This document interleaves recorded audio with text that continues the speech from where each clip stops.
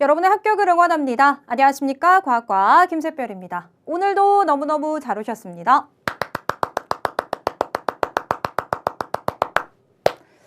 자, 우리 2025년 검정고시 1회 시험이 있었습니다. 고졸검정고시에 대해서 오늘 기출 해설 특강 진행을 한번 해보실 건데요. 일단 저도 이제 문제를 보면서 이렇게 총평을 정리를 하는데 난이도가 조금 있었습니다. 난이도가 그 전에 비해서 제가 항상 말씀을 드렸던 부분인데요. 교육과정이 개정이 되고 얼마 안 되면 사실 난이도가 그리 크게 어렵지는 않은데 회차를 거듭하게 되면서 난이도가 상승을 합니다 라고 제가 항상 말씀을 드렸었는데요. 점차적으로 난이도가 상승하고 있습니다. 예를 들어서 문제를 한번 봐주셨을 때 수소 연료전지에 대해서 나왔습니다. 사실 뭐 이 문제는 크게 어렵지는 않으셨겠지만 수소 연료전지에 대해서 조금 세부적인 내용, 사실 누구와 누가 만나야 되는지 이런 것들이 조금 출제가 됐고요. 그리고 또 조금 기억하셔야 될 것이 그 손실 전력에 대한 문제 같은 경우도 출제가 됐습니다.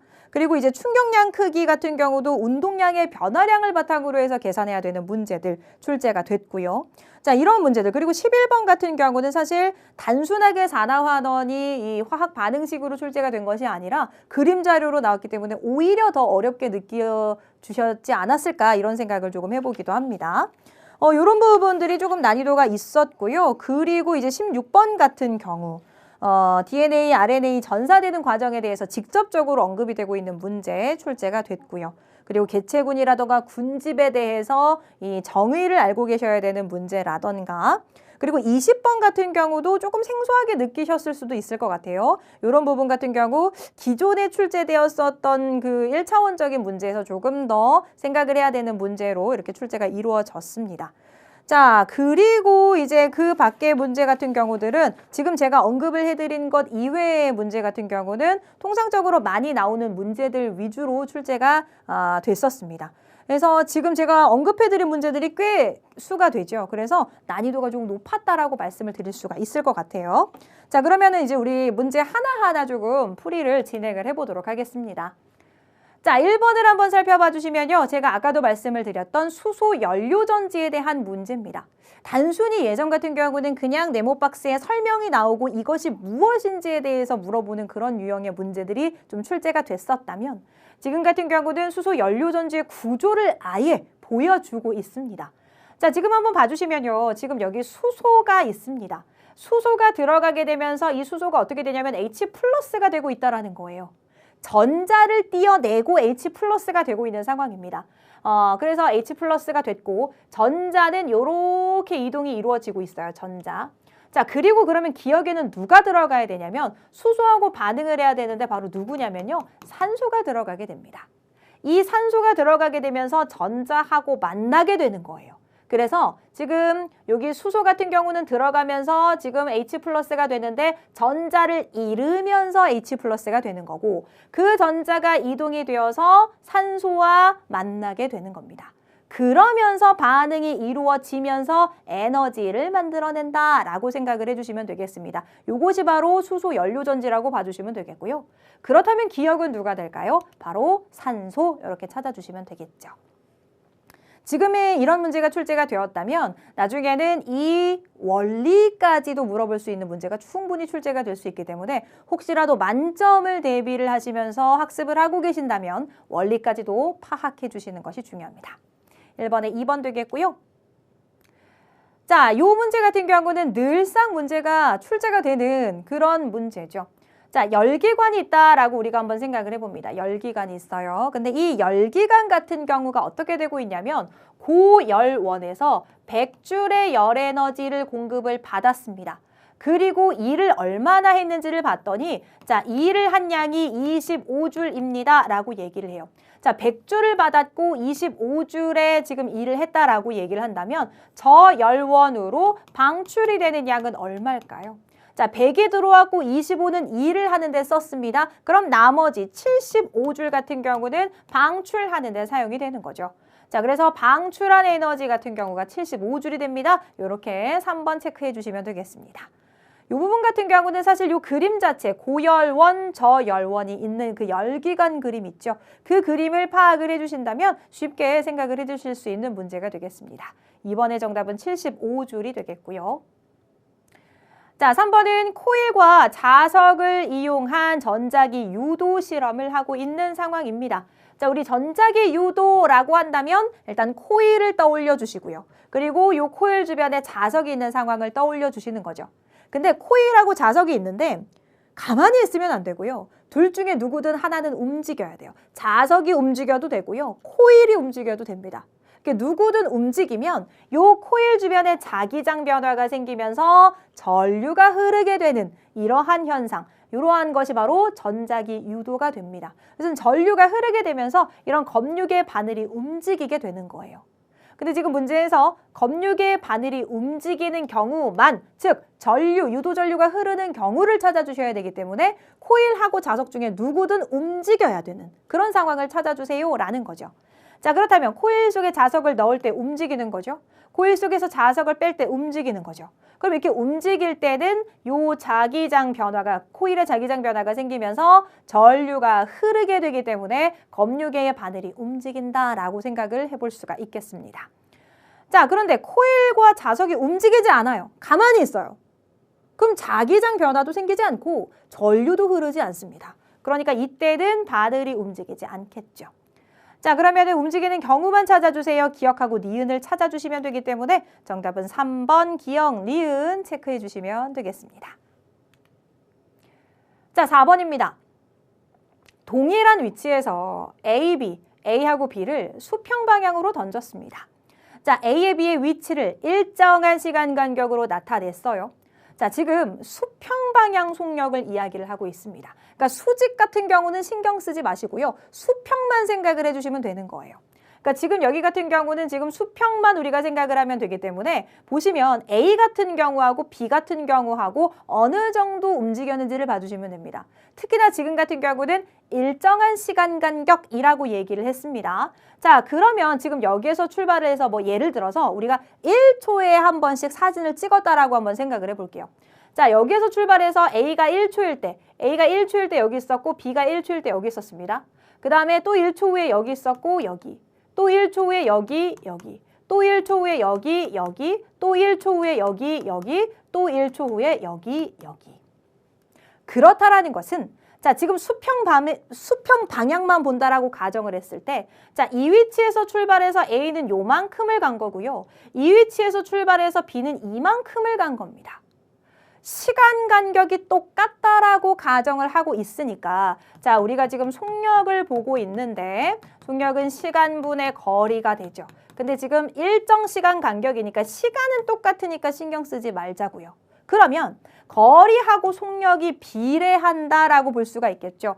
그럼 A 같은 경우는 일정 시간 동안 얼만큼 이동을 했냐면 여기 단위가 나와 있지는 않은데 6만큼이 이동이 된 겁니다.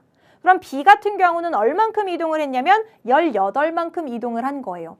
거리가 이렇게 되면서 A에 비해서 B가 지금 3배가 이동이 이루어진 거잖아요. 거리가 3배가 된다는 소리는 속력도 3배가 됩니다. A에다가 3배를 해서 B가 됩니다. 그래서 B가 A의 몇 배요? 3배요. 이렇게 접근을 해주시면 됩니다. 일단 지금은 시간이 일정하다라고 얘기했으니까 A하고 B에 똑같은 시간 간격이 주어지고 있으니 시간은 신경 쓰지 맙시다. 그러니까 거리만 한번 생각을 해봅시다. 거리하고 속력은 비례가 되기 때문에 거리가 3배가 된다는 소리는 속력도 3배입니다. 우리 이렇게 접근을 해볼 수가 있겠죠. 그래서 정답은 우리 3번을 체크를 해주시면 되겠습니다. 자, 5번입니다. 전기 에너지를 수송합니다. 그랬을 때 송전 전압을 높여요. 그렇게 되면 전류의 세기하고 손실 전력의 변화는 어떻게 될까요? 라는 문제입니다. 자, 일단 우리가 전력이라고 한번 생각을 해보죠. 전기 에너지를 수송하고 있는데 전력 같은 경우는 우리가 어떻게 구할 수가 있냐면 전압에다가 전류를 곱해서 구할 수가 있습니다.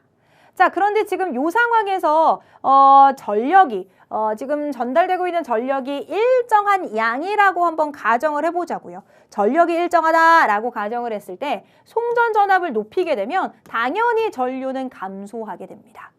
자, 그러면 우리가 지금 P는 V에다가 I, 전력 같은 경우는 전압에다가 전류를 곱한다라고 이야기를 하게 되는데, 그러면 우리가 손실 전력을 한번 생각을 해보면 어떻게 구할 수가 있을까요?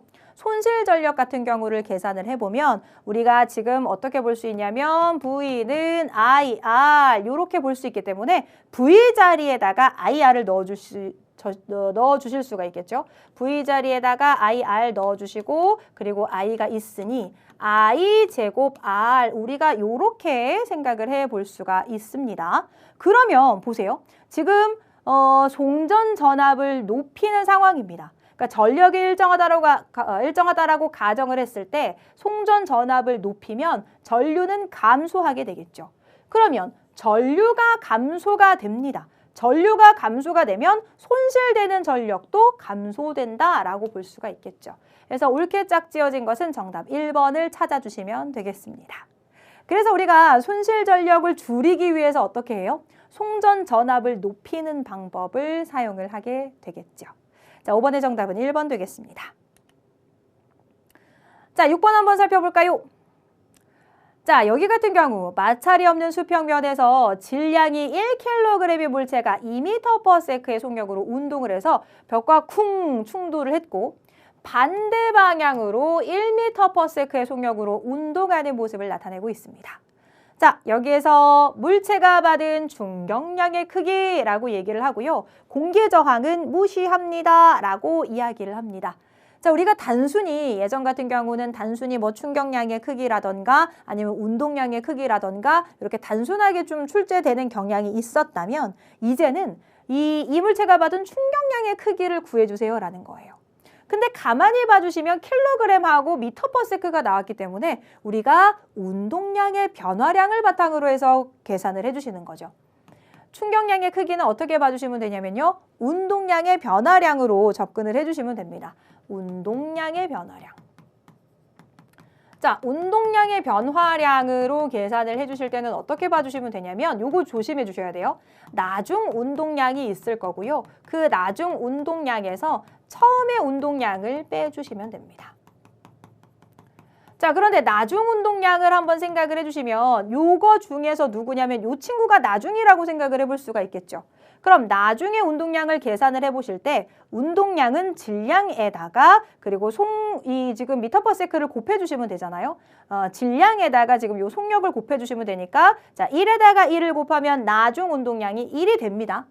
그리고 여기 빼기가 있고요. 그리고 처음 운동량을 빼주셔야 되는데 조심하셔야 될 건 뭐냐면 지금 방향이 이렇게 가는 경우를 단순히 곱해서 1이라고 넣었죠. 근데 여기는 방향이 반대입니다. 방향이 반대가 되기 때문에 우리가 이쪽 방향을 플러스로 봤기 때문에 방향이 반대면 요거 마이너스로 봐주셔야 돼요. 요게 중요합니다. 자, 요걸 마이너스로 두시고 자 질량하고 속력을 곱해주시면 2죠. 그래서 요 값은 마이너스 2가 돼요. 그러면 1에다가 마이너스에다가 마이너스 2니까 플러스 2가 되면서 얼마가 되냐면 정답은 3이 된다라는 거죠. 단위는 우리 충격량의 크기의 단위로 진행을 해주셔도 됩니다. 그래서 정답은 우리 3번 체크해 주시면 되는 거죠. 이게 그냥 단순히 충격량 계산에서 끝나는 것이 아니고 운동량 계산에서 끝나는 것이 아니고 지금 충격량의 크기를 구하시기 위해서 운동량의 변화량으로 접근을 해주셔야 되고 요거 나중에서 처음을 빼주셔야 되는데 지금 방향이 이쪽으로 가는 걸 플러스로 잡았을 때 이쪽으로 가는 걸 우리가 마이너스로 잡아서 계산을 해주시는 거예요. 그래서 요거 곱했을 때는 그냥 단순히 1 그리고 요거는 마이너스가 되니까 곱해서 마이너스 2 근데 그냥 1에서 마이너스 2를 하는 게 아니라 이게 마이너스가 있기 때문에 마이너스를 넣어주신 상태에서 마이너스 2를 해주셔야 문제를 풀어나가실 수가 있습니다. 정답은 3번 되겠습니다. 자, 7번 BTB 지시약을 넣었습니다. 노란색이 나타난다라는 것은 어떤 친구를 찾아주세요? 라는 걸까요? BTB 지시약을 넣었을 때 노란색이 된다라는 소리는 산성용액을 찾아주세요 라는 겁니다. 조심하셔야 될 건요. 산성이라는 친구가 어떤 특징을 가지고 있냐면 수용액 상태로 만듭니다. 그랬을 때 H+를 내놓으면 그 친구들은 산성이에요. 근데 조심하셔야 될 건 H+를 수용액 상태에서 내놔야 되는데 그냥 단순히 여기 H 있으니까 산성, H 있으니까 산성 이렇게 접근하시면 안 되죠. 어떻게 되어야 하냐면 여기에서 이 친구가 지금 어떻게 되냐면 수용액 상태에서 H+가 되는 거고 여기도 H 있잖아요. 여기는요. 물에 녹아서 누구를 내놓냐면 OH-를 내놓습니다. 여기도 H가 있는데 그냥 H만 보시면 안 되고요. 주변도 잘 살펴주셔야 되겠죠. 이 친구도 물에 녹아서 OH-가 될 거고요. 이 친구도 물에 녹아서 OH-가 됩니다. 자, 이렇게 물에 녹아서 OH-를 내놓는 친구들은 우리가 뭐라고 얘기하냐면 염계라고 이야기를 하게 됩니다. 자, 지금 문제에서는 BTB 지시약을 넣었을 때 산성, 노란색을 나타내는 산성이니까 H+, 물에 녹아서 H+를 내놓는 1번이 되는 것이고요. 나머지 친구들은 OH-를 내놓는다라는 거. 그래서 나머지 친구들은 염기라는 것도 기억을 해주셔야 되겠습니다. 자, 주기율표의 일부를 나타냈습니다. 임의의 원소 AB에 대한 설명으로 옳은 것 한번 찾아보도록 합니다. 자, 지금 AB를 봐주시면 지금 이게 주기잖아요. 1주기, 2주기. 자, A하고 B는 2주기에 포함이 됩니다. 그러니까 같은 주기라고 볼 수가 있겠고요. 자, 원자 번호 같은 경우는 A보다 B가 뒤에 있으니까 B가 크다라고 볼 수가 있겠죠. 그래서 원자 번호 같은 경우는 A가 크다, 아니요, B가 큽니다. 자, A하고 B는 원자과 전자수가 같다라고 얘기하는데요. 같은 세로줄에 있어야 원자과 전자수가 같습니다. 그러니까 같은 세로줄, 요렇게 있거나 아니면 요렇게 있어야 같은 세로줄이어야 원자과 전자수가 같은데요. 지금 이 친구들은 같은 세로줄이 아니에요. 그렇기 때문에 원자과 전자수 같지 않습니다. 자, 옳은 것을 찾아주시면 기억만 옳기 때문에 우리는 1번 체크해 주시면 되겠습니다.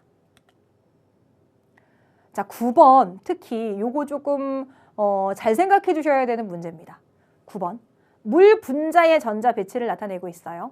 물 분자에서 산소가 지금 이 친구잖아요. 근데 가장 바깥의 전자 껍질에 들어있는 전자의 개수라고 얘기합니다. 근데 여기서 포인트는 뭐냐면요. 그냥 산소 원자 하나 있을 때를 얘기하는 게 아니라 물 분자에서 라고 이야기를 하고 있습니다. 물 분자에서. 자, 물 분자에서 가장 바깥쪽에 몇 개입니까? 라고 얘기하니까 하나, 둘, 셋, 넷, 다섯, 여섯, 일곱, 여덟. 그래서 8개가 되는 거예요.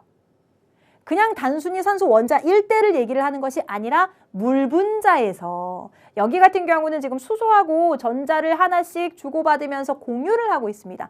내가 하나 내놓을게, 너도 하나 내놔서 우리 같이 가지자. 그죠? 공유 결합이 이루어진 이 상황에서의 전자 배치를 물어보고 있는 거예요. 그래서 전자의 개수 8개 찾아주시면 되겠습니다. 자, 10번. 요거 같은 경우도 사실 요 네모 박스에 나와 있는 설명 요것만 나와서 문제 출제가 굉장히 많이 됐었습니다. 근데 요 그림 같은 경우는 조금 생소하실 수 있어요. 자, 일단 특정 온도, 임계 온도 이하에서 전기 저항이 0이 되는 성질을 가지고 있는 요런 거 우리가 뭐라 그래요? 초전도 현상이라고 얘기하고, 그런 성질을 가지고 있는 물체 같은 경우를 우리가 뭐라고 얘기하냐면 초전도체라고 얘기합니다. 이 친구들 같은 경우는 이제 자기장을 밀어내는 성질이 있기 때문에 자기 부상 열차 해가지고 마찰력을 줄여가지고 굉장히 빠르게 달릴 수 있는 그런 열차에 활용을 할 수가 있죠. 신소재 기억, 바로 초전도체 4번 이야기하고 있고요. 자, 이런 현상을 우리가 마이스너 효과라고 이야기하는 것도 좀 기억을 해주시면 되겠습니다. 초전도체, 초전도 현상 이런 것들은 자주 출제가 돼요. 개념 익혀두셔야 되겠습니다. 자, 11번. 요 그림이 그냥 보셨을 때는 조금 더 어렵게 느껴지셨을 수도 있을 것 같아요. 일단 요 그림 자체가 뭐냐면요. 황산구리 투 수용액이 있고 거기에다가 아연판을 넣었을 때입니다. 자, 그때 일어나는 반응을 모형으로 나타냈어요. 근데 여기에서 환원되는 것을 찾아주세요. 우리가 산화환원에 대해서 이제 학습을 하는데, 산화환원을 봤을 때 산소의 이동에 대한 것이 있고 전자의 이동에 대한 것이 있잖아요. 근데 지금 같은 경우는 뭐냐면 전자들이 이동을 하고 있는 상황입니다. 그렇다면 여기에서의 환원은 전자를 어떻게 해야 되냐면 전자를 얻어야지만 환원이 되는 거예요. 전자 입장에서는 전자를 얻는 것이 환원이 되기 때문에 지금 봐주시면 원래 CU라는 친구 같은 경우 원래 CU2 플러스였는데 원래 CU2 플러스였던 친구가 지금 어떻게 되냐면 전자가 들어오면서 지금 이 친구가 2 플러스라는 것 자체가 뭐냐면 마이너스, 전자가 있고 플러스가 있을 때 요 두 개의 그 전자하고 그 마이너스하고 플러스가 개수가 똑같은 게 아니라 전하량이 똑같은 게 아니라 플러스가 상대적으로 두 개가 많습니다. 그래서 2 플러스거든요. 그럼 이 상황에서 중성이 되기 위해서는 전자가 두 개가 들어와야 전기적으로 중성이 되잖아요. 그래서 이 친구가 지금 2 플러스인데 전자를 두 개를 얻으면서 중성이 되고 있는 상황인 거예요. 그래서 황산구리 수용액에서 구리 이온 같은 경우가 전자를 얻어가지고 구리가 되고 있는 상황입니다. 그죠? 그러면 지금 전자를 얻은 친구가 누구인지를 봐주셔야 돼요. 전자를 얻은 친구가 누구냐면 바로 이 친구가 전자를 얻은 거잖아요. 아, CU2 플러스가 전자를 얻었으니까 환원되는 친구는 바로 이 친구다라고 찾아주셔야 되는 겁니다. 그래서 환원이 된다는 것은 전자를 얻어야 되는 상황이기 때문에 전자 얻은 CU2 플러스 이렇게 찾아주시면 정답 되겠죠. 자, 12번입니다. 기역과 니은에 해당하는 이온이 옳게 짝지어진 것. 묽은 염산이 있고요. 수산화나트륨이 있습니다. 중화 반응을 시킨다는 건 뭐예요? 산과 염기가 반응을 한다는 겁니다. 근데 지금 HCl 같은 경우를 생각을 해보시면 HCl, 여기에서 지금 이 친구를 물에 녹이면 어떻게 되냐면 H 플러스에다가 Cl 마이너스가 될 거예요. 그리고 NaOH, 수산화나트륨 같은 경우 이 친구를 이제 물에 녹이게 되면 Na 플러스하고 OH 마이너스로 이온화가 될 겁니다. 그러면서 이 친구는 H 플러스를 내놓으니까 산이라고 우리가 부르는 거고요. 이 친구는 OH 마이너스를 내놓으니까 우리가 염기라고 부르게 되는 거거든요. 근데 여기에서 누가 만나야 되냐면 H 플러스하고 OH 마이너스가 만나게 되면서 물 분자를 만들게 됩니다. 근데 만약에 이 H 플러스하고 OH 마이너스가 많이 만나가지고 수가 반응하는 수가 많으면 중화열이 많이 발생이 돼서 온도가 많이 올라가겠죠.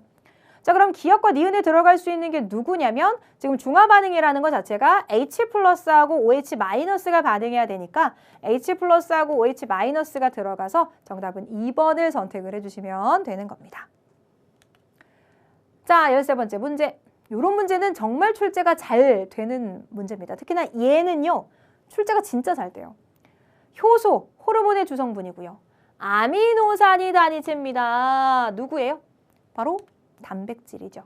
자, 단백질을 이루고 있는 기본이 바로 아미노산이라는 거. 거꾸로 아미노산이 모여서 단백질이 된다는 거. 요거 주거니 받거니 하면서 출제가 거의 매회 이루어지고 있습니다. 그러니까 단백질의 기본 단위체 아미노산이라는 거 꼭 기억을 해주셔야 되겠습니다. 자, 14번째 문제 한번 가보도록 하겠습니다. 14번째 문제. 동물세포의 구조를 간략히 나타냈습니다. A, B, C, D에 대한 설명으로 여기에서 설명하는 것이 누군지 세포소기관을 찾아주세요 라는 거죠. 자, 세포의 생명활동을 조절하고요. 생명체를 이루는 유전 정보가 저장이 되어 있어요. DNA가 저장되어 있는 부분은 바로 핵 되겠죠. 자, 그렇기 때문에 A 핵 찾아주시면 되겠습니다. 정답은 1번 체크해 주시면 되겠고요. 사실 이 문제 같은 경우는 조금 친절했습니다. 왜요? 그냥 A, B, C, D만 나온 게 아니라 A 해놓고 괄호해서 핵, 리보솜 이렇게 나오기 때문에 조금 친절한 문제라고 보실 수 있겠고, 여기에서 난이도를 확 높여가지고 그냥 핵, 리보솜 이런 것이 안 주어질 수도 있기 때문에 만점을 학습을 하신다면, 만점을 목표로 학습을 하신다면 요거 누군지도 알고 계셔야 돼요. A는 핵이구나, B는 리보솜이구나, 요것도 체크를 해주셔야 됩니다. 자, A는 이렇게 DNA가 들어있기 때문에 유전 정보가 저장되어 있다라는 거 기억해 주시면 되겠고요. 요 리보솜 같은 경우는 알갱이입니다. 요 알갱이 모양으로 단백질을 합성한다라고 생각해 주시면 되겠죠. 그리고 C가 바로 소포체인데요. 소포체. 이 소포체는 세포 안에서 물질이 이동하는 통로라고 생각을 해주시면 되겠습니다. 자, 그리고 D는 세포막이죠. 이 세포막을 통해서 물질 출입을 조절한다라는 거. 세포의 형태를 유지를 해주는 것도 있고 세포를 보호해주는 역할도 하고, 그리고 세포에서 그 세포 안과 밖에 물질 출입을 조절해주는 것이 세포막이다라는 것도 기억해 주시면 되겠습니다. 자, 세포 소기관 우리 여기에서 설명하는 것은 A가 되겠고요. 효소에 대해서 우리 설명 나오고 있습니다. 이 효소가 되게 재밌는 게 뭐냐면요. 효소가 있어요. 근데 이 효소 모양이 있는데 얘랑 딱 맞는 특정한 반응물하고만 작용이 돼요. 그래서 지금 요 모양하고 딱 맞는 반응물이 왔습니다. 그러면서 어떻게 되냐면 이 반응물이 효소하고 반응을 해가지고 생성물로 이렇게 딱 떨어지면서 지금 이렇게 생성이 이루어지기 때문에 요거 이 특정한 반응물에만 작용이 된다라는 거예요. 만약에 모양이 조금 다른 친구들이 있다라고 가정을 한다면, 만약에 뭐 모양이 뭐 이런 친구들이 있다라고 가정을 해보자고요. 이런 친구들은 이 효소하고 안 맞아요. 그럼 반응을 하지 않습니다. 그래서 특정 모양, 여기 모양하고 딱 맞는 그 특정 반응물하고만 작용을 하는 거고요. 이 효소가 바로 물질 대사를 촉진하는 역할을 합니다. 그리고 이렇게 반응을 딱 한 후에 생성물하고 이렇게 분리가 되죠. 그럼 이 친구는 또 쓸 수 있어요. 효소는 다시 사용이 가능한 겁니다. 그래서 반응 후에 생성물하고 이렇게 분리가 되고요.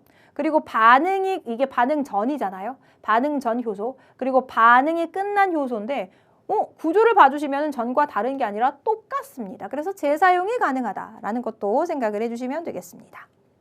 자, 그러면 옳지 않은 것은 반응이 끝난 효소 구조는 반응 전과 다르다가 아니라 똑같습니다. 옳지 않은 것은 4번 되겠고요. 자, DNA에서 RNA가 전사가 되는 과정입니다. 이 전사, 번역, 뭐 이렇게 해서 단백질 합성되는 이 과정은 정말 매회 출제가 되죠. 요거 가려놓고 요거 누군지 물어보고요. 요거 누군지 물어보고요. 전사의 그 용어를 물어보기도 하고 번역을 물어보기도 하고요. 근데 이번에는 전사되는 과정에서 염기를 묻고 있습니다. 이게 무슨 소리냐면요. 요 DNA는 이중 나선 구조이기 때문에 지금 봐주시면 염기가 이렇게 짝을 이루고 있는데 짝꿍이 정해져 있어요. T는 무조건 A하고만 반응이 이루어지죠. 결합이 이루어지죠. C는 무조건 G하고만 결합이 이루어져요. 그래서 만약에 여기를 가린다고 하더라도 누군지 알죠. T의 짝꿍은 A, A의 짝꿍은 T, C의 짝꿍은 G, A의 짝꿍은 T, A의 짝꿍은 T 이렇게 해가지고 짝꿍이 정해져 있어요. 그래서 이 DNA의 정보를 RNA한테다가 이렇게 전사를 해주게 됩니다.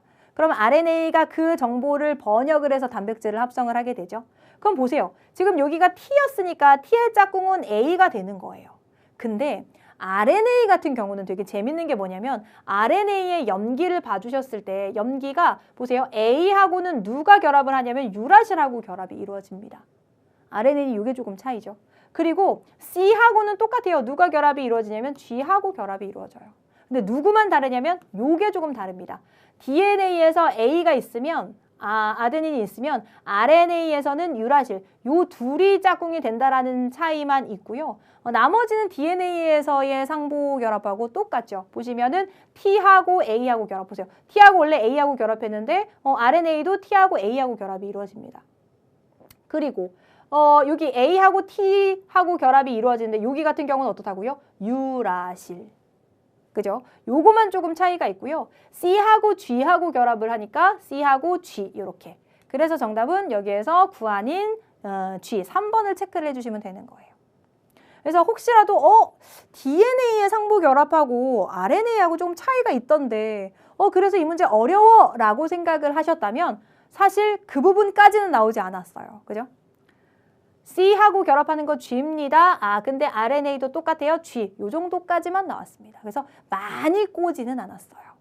조금 난이도 있을 법했지만 많이 꼬지는 않았다라는 거. 만약에 요게 조금 출제가 됐으면 조금 어렵게 느끼셨을 수도 있겠지만 요 정도는 DNA하고 RNA하고 지금 똑같았기 때문에 크게 어려움 없이 정리하실 수 있으셨지 않았을까라고 생각을 해봅니다. 다음에는 또 요게 출제가 될지도 몰라요. 그러니까 요것도 좀 기억을 해주시고요. 자, 17번.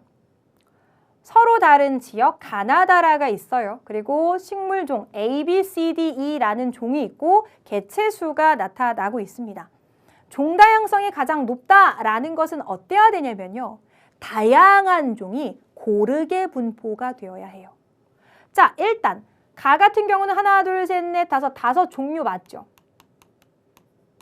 근데 나 같은 경우는 얘네가 없으니까 3종류예요. 다 같은 경우는 얘네가 없으니까 4종류고요. 라 같은 경우는 5종류예요. 그러면 일단 종류가 많아야 된다라고 얘기했으니까 얘네는 안 되는 거잖아요. 종류가 많아야 되고요. 종류가 5종류로 많아야 되고요. 그리고 그 많은 종류들이 고르게 분포가 되어야 하니까 얘네는 막 들쭉날쭉이에요. 얘는 60개였다가 요거 5개였다가 들쭉날쭉. 근데 얘네는 어때요? 고르게. 그러니까 종 다양성이 가장 높은 지역은 라가 된다. 그러니까 종의 수가 상대적으로 많아야 되고 고르게 분포가 되어야 한다라는 거 기억해 주시면 되겠습니다. 자, 요건 굉장히 단순하면서도 이거 잘 모르겠다라고 생각하실 수도 있을 것 같아요. 왜냐하면 단순하다라는 의미가 뭐냐면 요것의 의미가 무엇인지만 물어보는 문제이기 때문에요. 그래서 단순하다라고 제가 표현을 했는데 그간 잘 출제가 안 되었기 때문에 이런 부분도 개념에 있었나? 라고 생각하실 수도 있다라는 겁니다. 자, 일정한 지역에 사는 같은 종의 개체들로 이루어진 무리. 같은 종의 개체들로 이루어졌습니다. 이걸 뭐라고 얘기하냐면 바로 개체군이라고 이야기를 하게 됩니다. 개체군. 그리고 그 지역에 있는 여러 생물종의 무리를 우리가 뭐라고 얘기하냐면 군집이라고 표현을 하게 돼요. 그렇기 때문에 정답은 우리 2번 체크해 주시면 되겠고요. 자, 이런 문제가 출제가 됐다라는 건 정말 구석구석 지금 다양하게 출제되지 않은 부분이 없을 정도로 모든 영역에서 출제를 하려는 그런 노력이 보이고 있습니다. 그러니까 만점을 목표로 하신다면 구석구석 넓은 범위, 모든 범위를 학습을 해주셔야 되겠죠. 자, 생태계 평형을 유지하고 있는 어떤 생태계의 먹이 관계를 나타내고 있습니다. 옳은 것을 찾아주시면 되겠고요. 먹이 관계 이외의 다른 개체수 변화 요인은 없다라고 가정을 하고 있어요. 자, 일단 풀 같은 경우는 뭐가 되냐면요. 스스로 광합성을 해가지고 양분을 만들어내니까 이 친구들을 우리가 생산자라고 이야기를 합니다. 자, 요게 지금 생산자라고 얘기를 한다면 요걸 먹고 있는 토끼 같은 경우는 소비자가 되는데요. 생산자를 먹고 있기 때문에 우리가 뭐라고 봐주시면 되냐면 1차 소비자라고 해석을 해볼 수가 있겠죠. 그래서 토끼는 여기에서 1차 소비자가 되겠고요. 만약에 여기에서 참새가 사라진다라고 가정을 합니다. 참새가 사라지면은 참새를 먹고 사는 올빼미 사라질까요? 참새가 없기는 해요. 하지만 다른 먹이가 있습니다. 그렇기 때문에 올빼미가 아예 사라지지는 않아요. 자, 만약에 매가 사라집니다. 그러면 얘가 없으면 들쥐의 개체수는 일시적으로 감소하는 게 아니라 얘를 잡아먹던 친구가 없어지니까 들쥐가 상대적으로 조금 늘어날 수 있겠죠. 감소하는 게 아니라 증가할 수 있겠죠. 자, 옳은 것을 찾아주시면 푸른 생산자, 정답은 1번 체크해 주시면 되겠습니다. 자, 태양의 흡수 스펙트럼. 지금 여기가 지금 흑백으로 나와 있지만 지금 여기가 연속이 있는 상황에서 검은색이 흡수로 해가지고 나타나고 있기 때문에 태양 같은 경우는 흡수 스펙트럼이라고 볼 수가 있겠고요. 수소하고 헬륨 같은 경우는 검은색 바탕에 색깔 선이 나타나고 있기 때문에 이거는 방출이 되었다라고 볼 수가 있습니다. 자, 수소 헬륨 기체 방정관을 이용해서 얻은 스펙트럼. 자, 옳은 것을 찾아보도록 할 건데요. 수소 헬륨을 태양이 포함을 하고 있는지를 한번 살펴보죠. 이게 포함이 됐는지 안 됐는지를 보시기 위해서는 자, 수소에 지금 하나, 둘, 셋, 4개가 있는데 요 선이 태양에 다 있으면 포함이에요. 근데 가만히 보시면 얘도 있고 다 있으니 수소 포함입니다 라고 볼 수가 있겠고, 그리고 헬륨 같은 경우도 이 친구 들어가 있고 이 친구 들어가 있고 다 또 들어가 있으니 포함이라고 볼 수 있죠. 그래서 태양 같은 경우는 수소와 헬륨을 포함하고 있다라고 볼 수가 있겠고요. 헬륨에서는 검은 바탕에 색깔선이 하나하나 방출이 되고 있습니다. 흡수선이 아니라 방출선이 되겠고요. 자, 태양 대기 같은 경우는 수소하고 헬륨 이외에도 선들이 있기 때문에 이들 말고 또 다양한 원소가 있겠구나라고 생각을 해볼 수가 있겠죠. 자, 그래서 기억하고 디귿이 옳은 설명이 되기 때문에 정답은 4번 체크해 주시면 되겠습니다. 너무 중요한 문제 출제가 됐습니다. 매회 나오고 있어요. 지구계의 그 각 권의 상호작용에 대해서 이야기합니다. 자, 석회암 지대라는 것은 땅이기 때문에 직권이 되죠. 그런데 지하수의 작용이니까 지하수는 수권이죠. 자, 이 작용으로 인해서 석회 동굴, 이 지하수가 녹여가지고 석회암 지대를 녹여가지고 동굴이 만들어졌습니다. 그러면 물에 의해서 땅덩어리가 지금 이렇게 서로 영향을 주고받고 있으니 직권과 수권입니다. 직권과 수권이 서로 영향을 주고받고 있어요. 정답은 B. 2번 체크해 주시면 되겠습니다. 거의 매회 나오고 있습니다. 정확하게 상호작용 기억해 주셔야 되겠고요. 자, 22번 지구에서 발생한 자연현상입니다. 기억, 니은을 일으키는 지구 시스템의 에너지 원이라고 얘기를 합니다. 북태평양에서 강한 비바람을 동반한 태풍이 발생했다라고 얘기해요.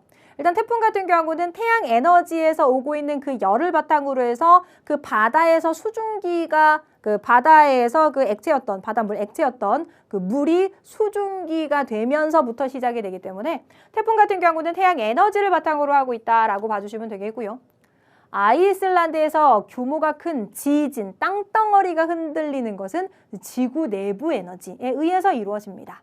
그래서 지구 내부 에너지가 에너지 원이 되겠죠.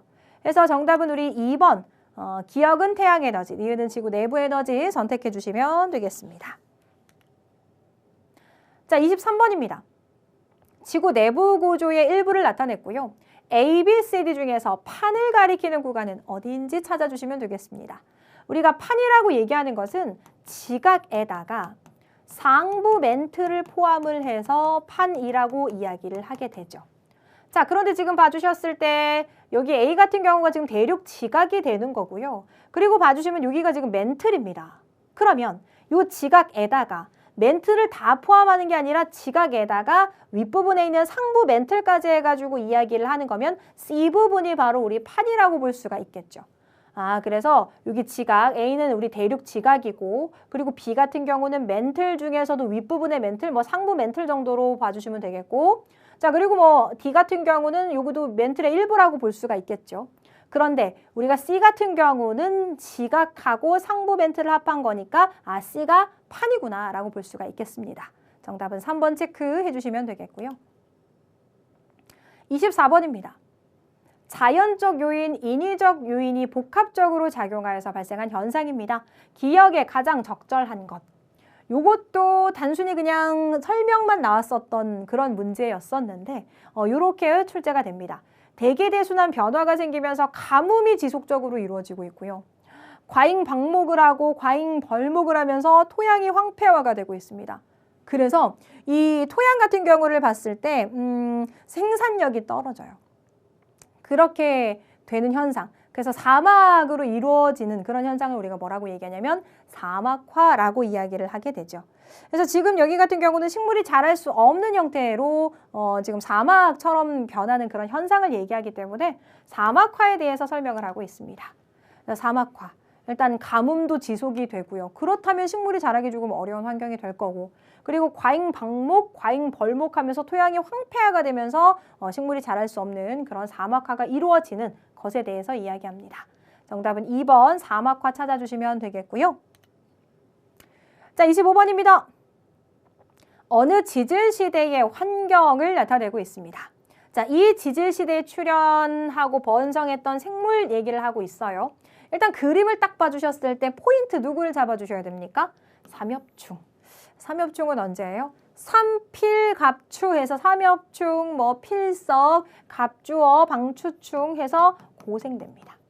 근데 예전 같은 경우는 그냥 단순하게 화석에 대해서 물어보는 문제였다면 여기에서는 조금 더 영역이 확장이 됐습니다. 식물까지도 물어보고 있어요. 지금 뭐 공룡, 매머드, 속시식물, 양치식물 이렇게 나왔는데 고생대 때 번성했던 식물이 바로 누구냐면 양치식물이에요. 양치식물이라는 게 뭐냐면 양의 이빨처럼 뾰족뾰족하게 생겼다라는 거거든요. 이 양치식물 같은 경우는 고생대에 번성을 했습니다.